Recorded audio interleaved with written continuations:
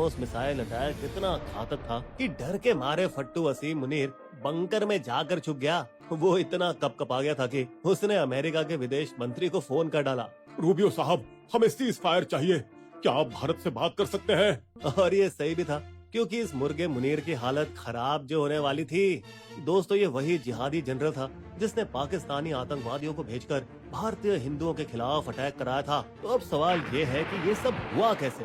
7 मई की रात को भारत के सफल ऑपरेशन सिंदूर के बाद अमेरिका जाग गया था और उसके विदेश मंत्री मार्को रूबियो ने दोनों देश को कॉल किया। क्यों भाई, ये लड़ाई बढ़ाने की क्या जरूरत है?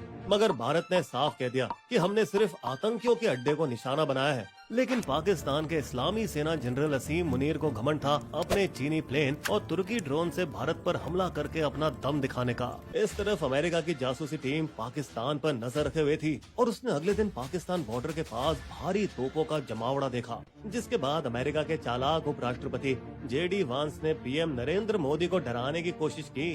ध्यान से, पाकिस्तान बड़ा हमला करने वाला है। लेकिन हमारे मोटा भाई मन बना चुके थे। आने दो, फिर वो भी हमारा हमला देखेंगे। फिर 9-10 मई को क्या हुआ सब जानते हैं। पाकिस्तान ने 26 भारतीय शहरों पर फतेह-2 बैलिस्टिक मिसाइल दाग दी। मगर भारत ने अपनी एयर डिफेंस की बराक 8 मिसाइलों से पाकिस्तानी मिसाइल को हवा में ही खत्म कर दिया। बस थोड़ा बहुत नुकसान 4 वायुसेना स्टेशन उधमपुर, पठानकोट, आदमपुर और भुज में हुआ। जैसा बोला जाता है, भारत ने आकाश में ताबड़तोड़ जवाब दिया अपने सुखोई 30 MKI लड़ाकू विमानों के ब्रह्मोस मिसाइलों के साथ। भारत में रहते हुए ही पाकिस्तान के 11 एयर बेसों पर जोरदार हमला किया। ऐसा घातक धमाका किया कि पाकिस्तान एयरबस के रनवे, शेल्टर, रडार, पेट्रोल की टंकी सब तबाह हो गए। दोस्तों, बता दें कि पाकिस्तान का एक मिराज विमान भी जमीन पर ही खत्म हो गया। साथ ही पाकिस्तान के भुलेरी एयर बेस पर मिसाइल हमले में पाकिस्तान एयरफोर्स के स्क्वाड्रन लीडर उस्मान यूसुफ और 4 और सैनिक मारे गए।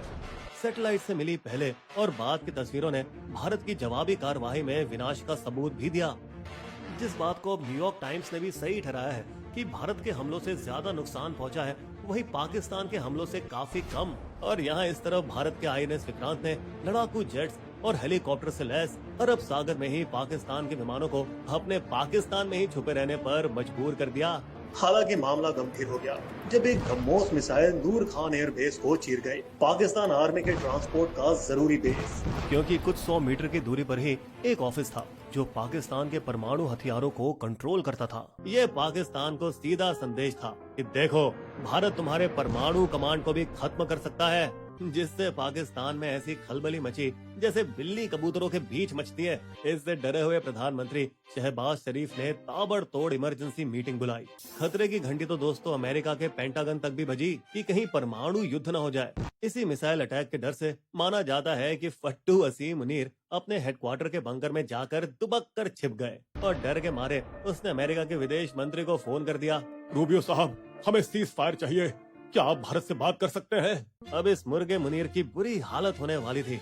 दोस्तों, ये वही जनरल था जो पाकिस्तान में आतंकवादियों को बढ़ावा देता है और भारतीय हिंदू के खिलाफ अटैक करवाता है। बता दें, असीम मुनीर पाकिस्तान के ऐसे पहले आर्मी चीफ बने जिनकी बुद्धि पूरी तरह से इस्लामिक है। वे पहले चीफ थे जिन्होंने बचपन में मदरसे में पढ़ाई की। उन पर परिवार का काफी असर रहा क्योंकि पिता रावलपिंडी के मस्जिद में इमाम थे। दोस्तों, इस बंदे ने सऊदी अरब में पाकिस्तान एम्बेसी में तैनात होते हुए कुरान रट ली थी और हाफिज कुरान का खिताब पाया था, जो मिलिट्री वालों में एक अनोखी बात है। यहाँ तक कि बड़ा अफसर बनकर मुनीर ने अपने भाषणों में कुरान की आयतें और अरबी को मिलाना शुरू कर दिया, जो कि इससे पहले के किसी भी सेक्युलर जनरल ने नहीं किया था। पता नहीं ये बंदा कौन से भ्रम में जी रहा है जो पाकिस्तान को रियासत मदीना जैसे इस्लामिक देश समझता है, वो देश जहाँ प्रॉफिट ने पहला इस्लामिक राज्य बसाया था। ये जब ISI का चीफ था तभी पुलवामा आतंकी हमला भी हुआ था और आर्मी चीफ बनने के बाद तो इसने सत्ता को डिक्टेटर की तरह जकड़ लिया। सबसे पहले विरोधी जजों को बाहर किया, फिर शहबाज सरकार को दबाव में डालकर संविधान के खिलाफ जाकर अपने कार्यकाल को इसने 2027 तक बढ़ा दिया। इसने इन्वेस्टमेंट काउंसिल को हथियाकर पाकिस्तान की अर्थव्यवस्था को अपने हाथ में ले लिया। 124 सेना के अधिकारियों को बर्खास्त कर दिया, जिनमें एक लेफ्टिनेंट जनरल और 3 मेजर जनरल थे। इन पर इमरान खान से मिली भगत होने का आरोप लगाया। यही नहीं, इसने पत्रकारों को साइबर आतंकवाद के आरोपों में फंसा दिया और एक्टिविस्टों को डिजिटल निगरानी के जरिए ब्लैकमेल किया। इस मुनीर की सेना ने अमेरिका से गैर कानूनी बड़े कंप्यूटर मांगकर पाकिस्तान के एटॉमिक एनर्जी कमीशन के जरिए जासूसी भी की।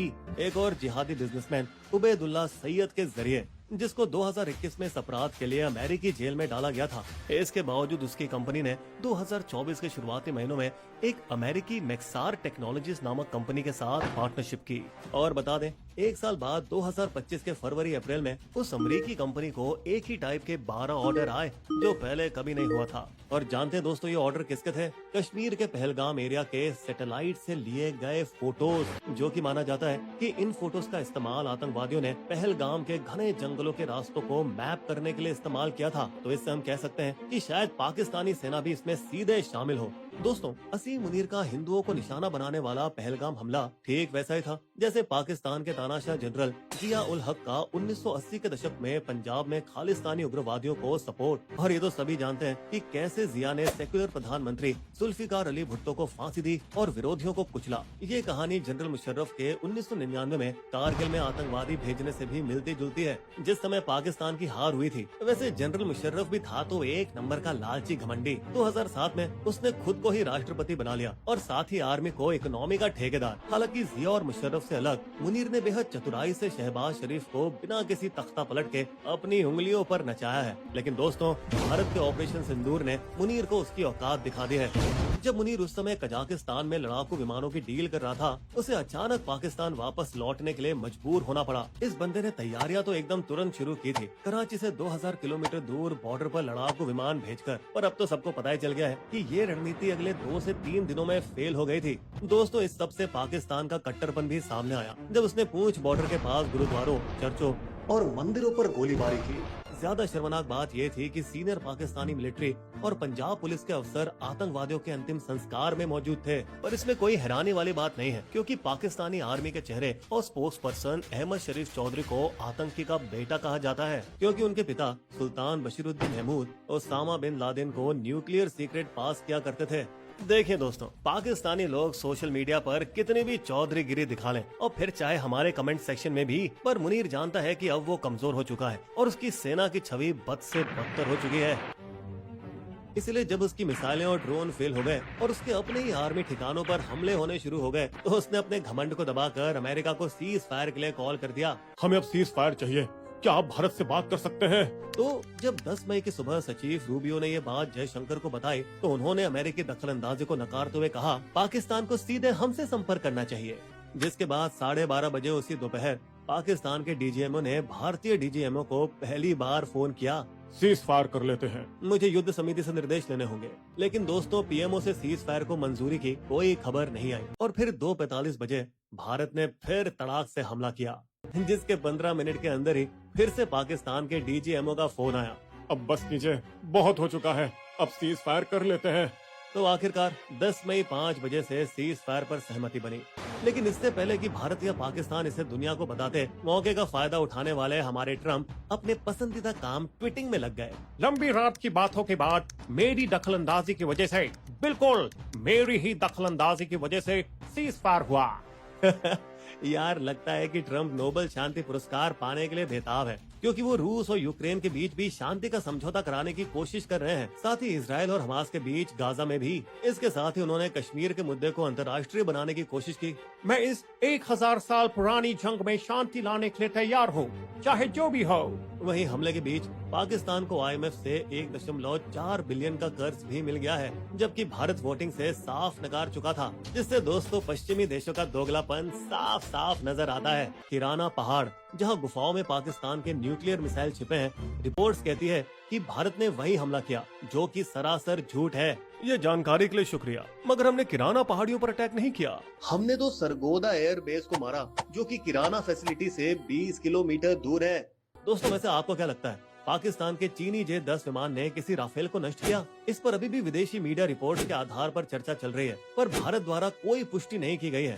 जबकि भारतीय वायुसेना ने कहा है कि हमने हाईटेक पाकिस्तानी विमान को मार गिराया है, मगर इसकी कोई डिटेल नहीं दी है। हम एक युद्ध स्थिति में हैं और नुकसान युद्ध का हिस्सा है, लेकिन हमने अपना मकसद पूरा किया और हमारे सभी पायलट वापस घर आ चुके हैं। ऑपरेशन सिंदूर से सेट हुई भारत की नई सुरक्षा नीतियाँ। भारत की शर्तों पर निर्णायक पलटवार होगा। न्यूक्लियर ब्लैकमेल की कोई जगह नहीं। आतंकवादियों और उनके समर्थकों के बीच कोई फर्क नहीं देखा जाएगा। और अब हमारे यहाँ जिहादी जनरल को एक सलाह है, भाईजान पहले अपने देश पर ध्यान दे दे, जो पहले से ही बटपटा गया है, जहाँ बलोच, पश्तून और विद्रोहियों की हिंसा रिकॉर्ड तोड़ है, जिस पर दोस्तों हम जल्दी वीडियो लाने वाले हैं। तो आखिर में हम